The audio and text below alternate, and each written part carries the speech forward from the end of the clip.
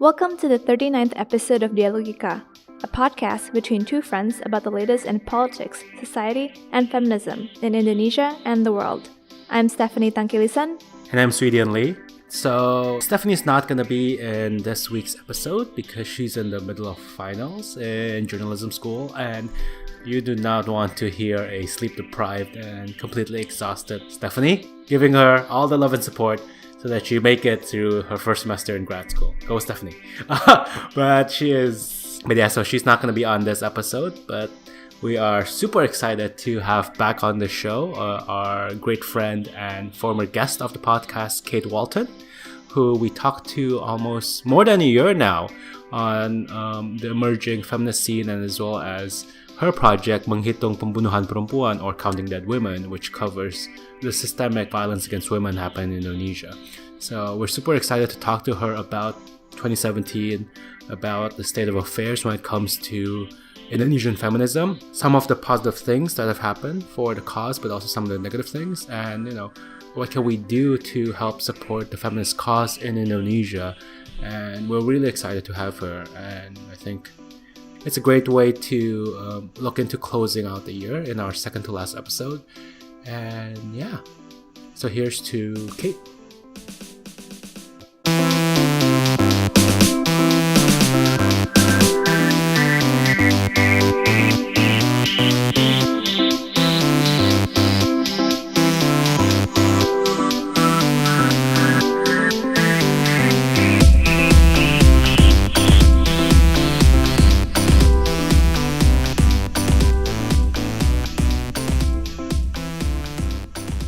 Do you mind introducing yourself to our listeners who might not have heard from you in the past? Sure. So my name's Kate Walton. I am an Australian who has been living and working in Indonesia for the last 6 years, most of that in Jakarta.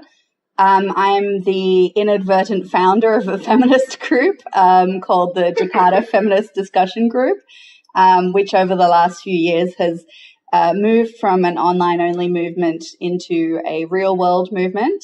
And I'm also the project coordinator for a little project called Menghitung Pembunuhan Perempuan, which is Counting Dead Women Indonesia. So 2017 has been a long and difficult year, not just in Indonesia, but also globally. But I'm curious to hear, what are your thoughts about what has happened throughout the year for feminist issues in Indonesia, and kind of like a wrap-up of what the year's been like, because so many things have happened that it might be nice to kind of take a step back and look back at both things that have happened positively and contributed to feminism in Indonesia, but also some of the setbacks. Yeah, I think 2017's been really interesting. One of the most interesting aspects, I think, has been the re-emergence of a global solidarity towards women's issues. Obviously, starting with Women's March in the US, which spread globally, and we ran our own Women's March here in Jakarta with about almost 1,000 participants in March. Yeah. And I think that's something that's very quite new in a way, because we're looking at conversations like the Me Too discussions. People here in Indonesia are now starting to look at issues of sexual harassment within the country. And this is all sparked because of international conversations and movements. So I think that's been one of the most fascinating elements of 2017, that this global solidarity has really come to the forefront and has been influencing movements on the ground as well as discussions. But yeah, like you say, there's also been some really unfortunate incidents in 2017.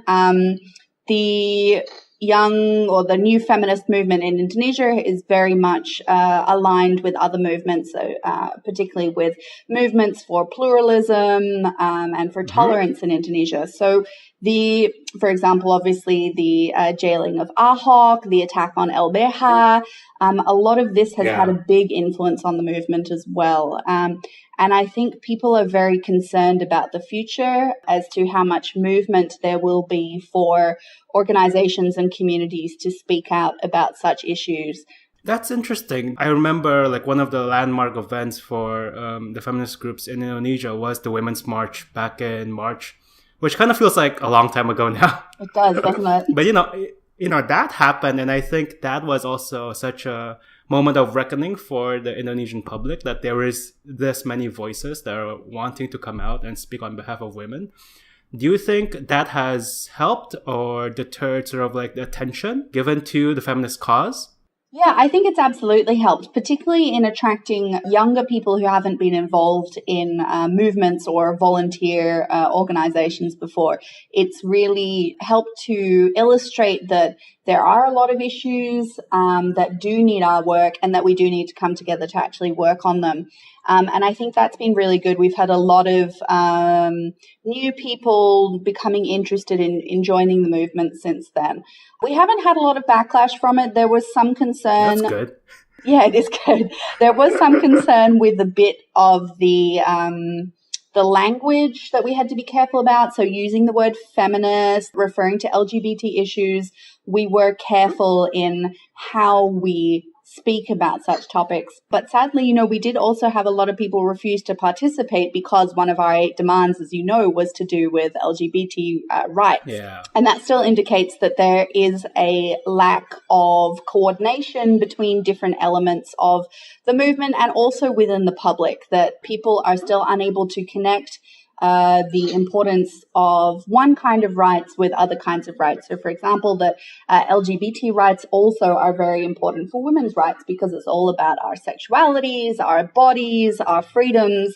And unfortunately, there is a lack of connection still within the public to some of those issues. It's very much a case of not only educating the government, but also educating the mass public, right, about these issues and how intersectional they need to be.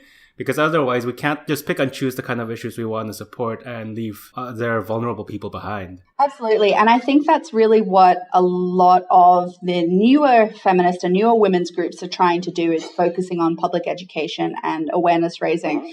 There are wonderful groups already working on policy advocacy and trying to influence decision makers and policymakers, and also in providing services. So I think what we're really trying to do is fill that gap in terms of reaching out to the public and helping educate people on the importance of such issues. Yeah.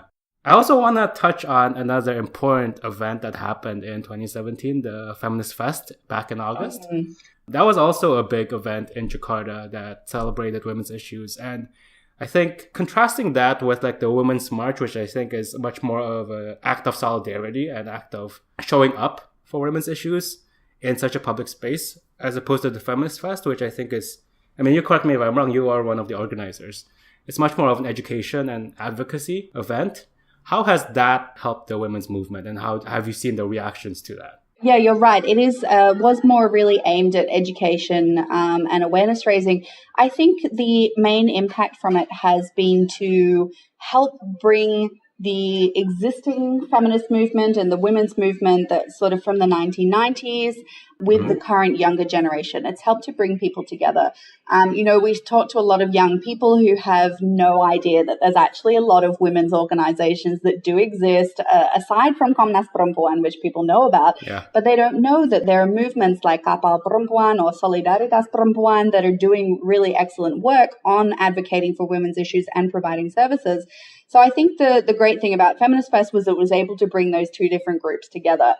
And to show people that there is this existing movement we can get involved with. Mm-hmm. We had some really great support from senior women's activists like Nur Shabani Kacasungkarna and a number of other feminists who are really keen to see the young movement growing and blossoming. So I think that was really nice to show that the movement is also continuing, so that people don't have to feel pessimistic or tired that things might not have been achieved as much as they had been hoping, that there is a generation that is continuing it. Has it been difficult or easy to connect people who are interested in women's issues across the wide swath of Indonesia together? I wouldn't say it's been easy, but it is easier now with technology and social media. It makes it a lot easier to reach out to different organizations and different individuals across the country. But I still think that's something that a lot of movements really fall down on.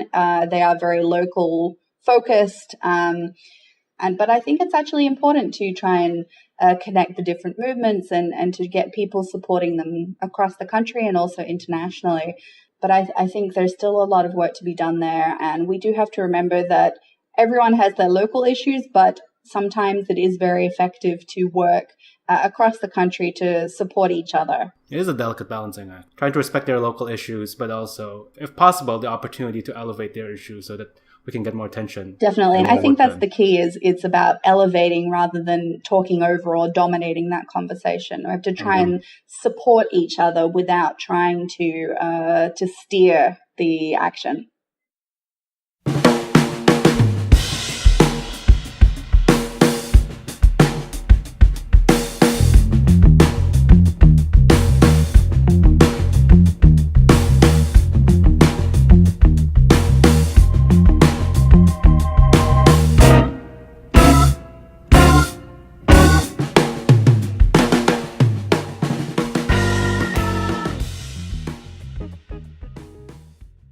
Going back to the Feminist Fest, what are your thoughts about the future of it and what's next for the event and other supporting organizations? So the first Feminist Fest was really a very broad education event, trying to introduce a lot of new people to issues of feminism and gender who maybe have an interest but haven't really studied that much about them or been very involved. I think in the future, there was a lot of feedback that we could make thematic events and have more of a dedicated topic for future Feminist Fests. At the moment, we're planning on doing the Feminist Fest every 2 years, simply because it does require a lot of work in organization, and we're worried about burnout and people getting too tired if we do it every year. So our thinking at the moment will be to hold Women's March every year around International Women's Day, and then Feminist Fest every 2 years. There's also a bit of discussion about the possibility of doing a type of Feminist Fest roadshow to a number of smaller towns around Indonesia. We have some interest from different cities, places like Cirebon, Yogyakarta, Tasikmalaya, different places who would like us to bring events there, which I think could be a really great way of trying to broaden the movement as well, particularly because I think that's probably our weak point at the moment, is reaching out to new people who aren't online necessarily. So I think we need to improve on that. Yeah, we're having big planning meeting about the future of the organization, to turn it into an association, what our real vision and mission is, what we're really trying to aim to do. Because as you know, so far it's very reactive, quite ad hoc what we're actually doing. And it's been successful, but I think we could do better if we have more of an actual vision of what we want to achieve. And it's certainly more sustainable, right? Like, hopefully one day we'll get to be in a political environment that doesn't require us to be fighting all the time. But we should always, we should be not just reactive. That is the dream. It seems almost like 2017, there was a certain transition point and a turning point for progressive politics when Ahok was jailed and Anies and Sandi came into power. I just feel like the tone of what can happen has changed dramatically. And I don't know if you feel the same way. Oh, I definitely do. And I think most people do. I think on one hand, it has had a positive impact in that it has sort of woken people up to the extreme consequences that can actually occur out of the current political discourse. And I think it shocked some people into action. We're seeing a lot more people now trying to become involved in issues relating to politics, pluralism, tolerance, because they were so shocked with that Ahok was actually jailed. But on the other hand, the right wing of politics has also become much more active and is continuing to push its agenda, even though their supposed aim has already been achieved. Yes. Now they're going to come up with another agenda just to fight another fight. Absolutely. So that's a lot of what's happened in 2017. What are your thoughts about what's 2018 going to be like, you think? Going into, the first full year of Anies and another year closer to presidential elections. I'm kind of curious to see what your thoughts are. I think the leading up to the presidential elections is really going to dominate the discussion, going to dominate a lot of political decisions as well. We don't really know who's going to be standing for president, obviously, aside from Jokowi at the moment. There's, there's talk whether Prabowo will stand again. But, he's starting to get a little old, and people are suggesting that maybe he might not be interested in trying to run. There's also talk that maybe Anies could even be standing. The Jakarta gubernatorial position is now becoming a real stepping point since Jokowi to the presidency. Oh, man, that's not... But yeah, I think this is going to be the main issue. We'll also be looking at potentially Ahok coming out of jail over the next 18 months as well. We'll see what will happen with him. On women's issues, I think the global discussion will still continue to influence what's happening in Indonesia. We're seeing, the influence of Weinstein and Trump and so on still playing a really significant role in Indonesia simply because of the way global news is now being delivered. So I think it's going to be an interesting year. I'm not particularly optimistic about it. But that said, like our whole conversation has been talking about, there are a lot of young, interested people who are trying to make a difference at the moment. And I think we just have to make sure that everyone stays involved, doesn't get burned out and too tired, because it's still a long fight, as always.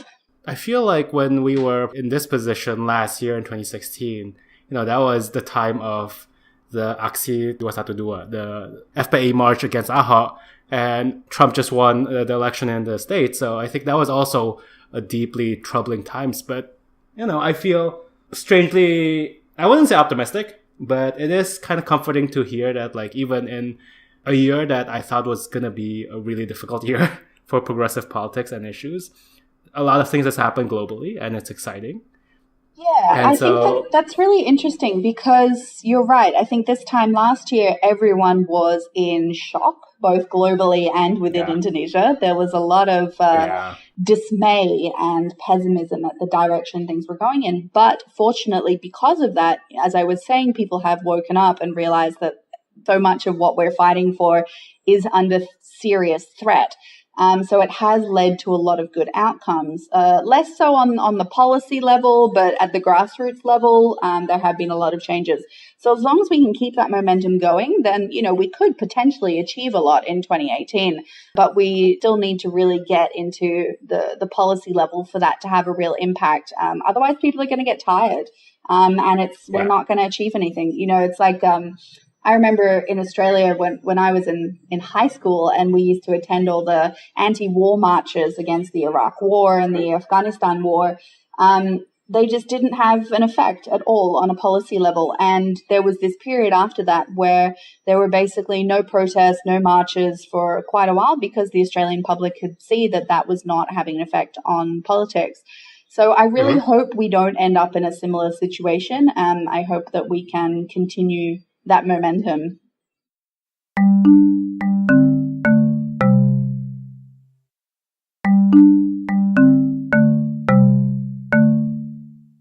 All right, I want to switch gear a little bit and talk about Menghitung Pembunuhan Perempuan. If you haven't heard about this project, you should listen to our previous episode with Kate. So I started this little project called Menghitung Pembunuhan Perempuan, or Counting Dead Women for Indonesia. I started in March 2016. But the project was sort of backdated to January 2016. And the aim is to record as many cases of murder or manslaughter of women as possible within Indonesia so that we can see a more complete picture of what violence against women in Indonesia is really like. So the aim is to try and explore whether there are links between cases. Systematically, we see the same sorts of reasons coming up why men are killing women. And it is mostly men that are killing women.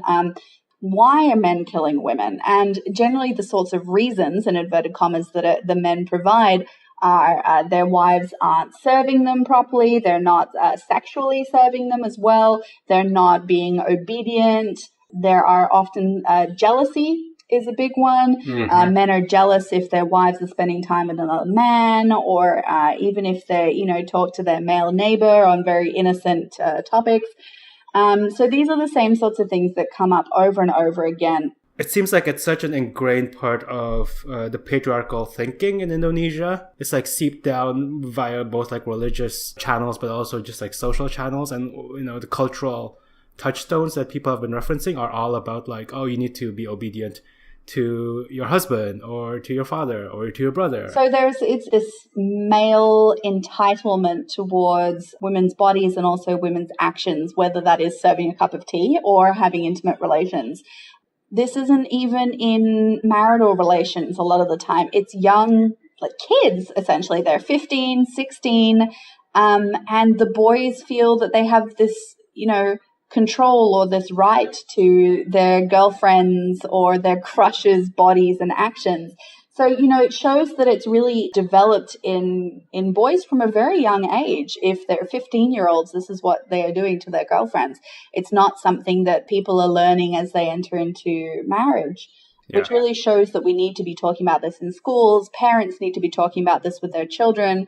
There needs to be a much broader discourse on it. And starting from a young age, we need to teach people what a healthy relationship looks like, and what they should really be aiming for in those relationships. Do you think in this year of emerging young feminists of all different kinds of backgrounds and spaces, do you think there has been a general increase in terms of men who identify as feminists and sort of trying to participate in that space and help out as much as possible? I think there has. I think there are more men who are willing to identify as feminists and to become part of the movement for women's rights. They also recognize that there are going to be benefits for men as well in the feminist movement. But there is still an awful lot of backlash. A lot of men really do not understand what the women's rights movement is about and feel very threatened by it as well. But I think we have a lot of work in terms of pulling in young men to the movement and trying to explain why it is important to them. And that takes an awful lot of work because it's you really have to start from nil in a lot of places because people do have these very sort of toxic ideas that are embedded in how they view society and how they view women's position. So it takes a lot of work. So this is why we need people like yourself, Swedian, to take up the feminist mantle and help bring other men into their movements as well. Yeah, totally. Like men, myself included, we need to step up and do better because we shouldn't be expecting our female feminist friends to do our job, especially because one of the best things that men can do is talk in that male-to-male space, right? That, especially in a society like Indonesia, can be incredibly prohibitive for women of different kinds of backgrounds. I totally agree. And I think in this day and age, it's almost incredulous to say like you're for progressive values, for pluralism, and not say that you also support women's issues. I think that's hypocrisy. Yeah, and it's funny you say that. On the Facebook group for Jakarta Feminist, we have questions that people have to answer to get in to make sure that people are interested in feminism. And we often get comments, particularly from men, but also from women, which shows that this is a more complex issue than one might expect. They say, oh, yes, I support women's issues, but I'm not one of those over-the-top feminists. Whatever that means. It's over-the-top feminism. Like, oh, okay, gosh, am I one of those? So it shows that there is this gap between a gap in understanding of what feminism actually is and what women's rights are, because people will say, oh, yes, I support equality, but I don't support feminism. Or, yes, I support equality, but I'm not a feminist. So we still have a lot of education to do on what feminism and what women's rights really mean.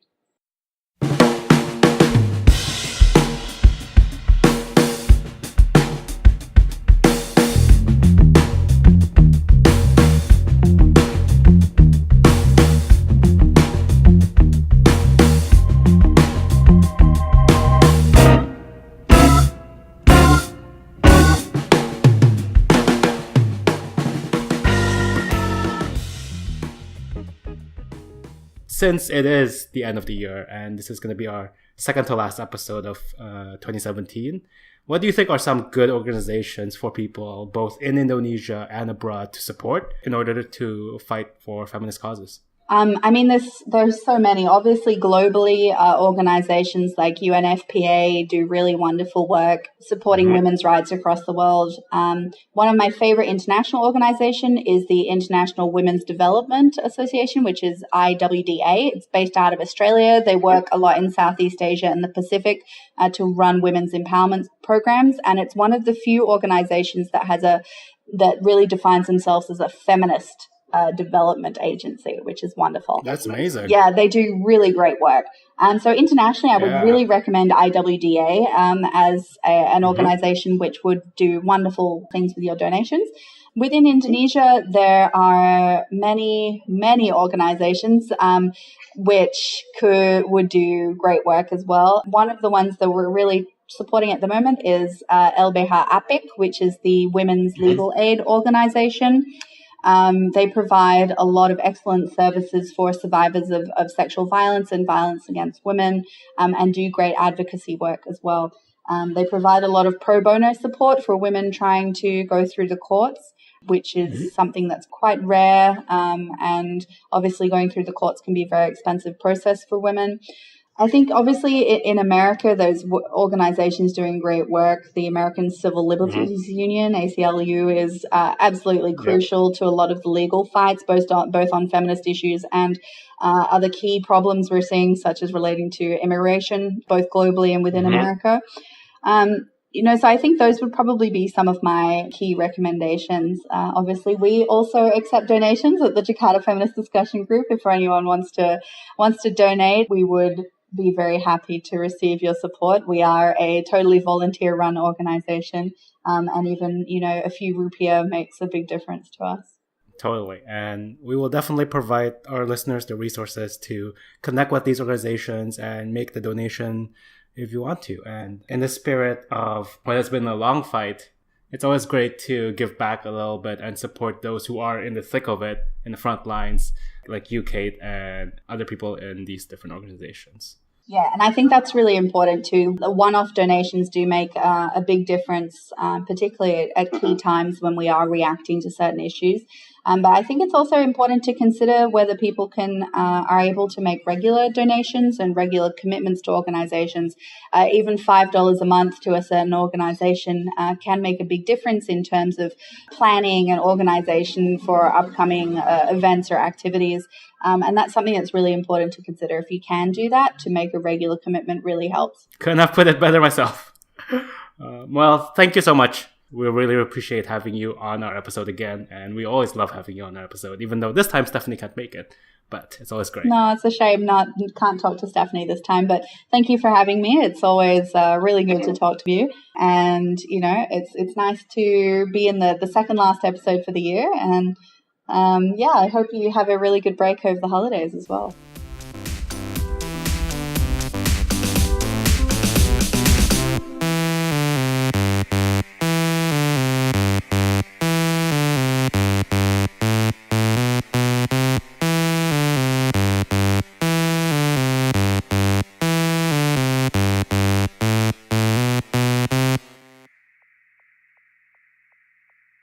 Thank you so much for listening to this episode. You can find more information and resources of whatever we talked about on our website, dialogika.id. Music credits to John Dealey, Lee Roosevelt, and of course, Broke for Free. If you like what you hear and want to support us, please review our podcast on the Apple Podcast app or whatever app you use to listen to your podcast. And please share our podcast with your friends. It's the best way to spread the word about Dialogika. If you want to get more involved, we'd love to hear from you. Our email is dialogikapodcast@gmail.com, or just shoot us a message on our Facebook page. You can also find us on Instagram, YouTube, SoundCloud, and our Twitter. Please follow us in these various platforms. Our Twitter handle is @dialogikapod. Also, follow me on Twitter. It's Steph Tank. That's STEPHTANGK. Thank you again, and see you guys next time. Bye!